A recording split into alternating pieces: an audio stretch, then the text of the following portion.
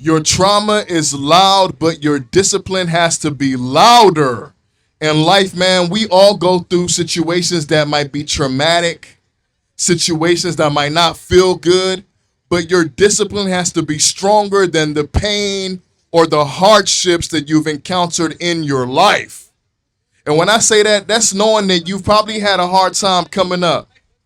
You probably had some difficulty.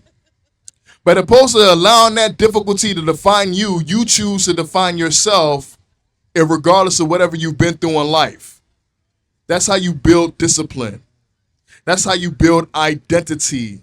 Not living behind what you've been through or your past, but deciding to be who you are based off who you choose to be and who you want to be. And nobody can do that better than you. So never let your trauma define you, man. Your trauma does not define you. It's just a part of your life that you've went through or you've experienced or you're probably living in. But you can still define yourself and be who you want to be. You can have discipline that is louder than your trauma. In fact, you can even find ways to channel that pain from that trauma and use it to push you to greater heights. You can convert that negative energy from the hurt, from the disappointment, from how you may feel inside, and use it to become stronger. Use it to become a beast in a whole nother light.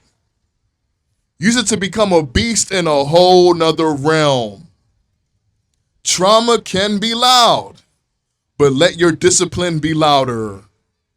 Let the things that you choose to do, irrespective of what you've been through or gone through in life, show who you are as a person. Not the things that have occurred in your life that try to affect you and play with you to alter who you may be as a person.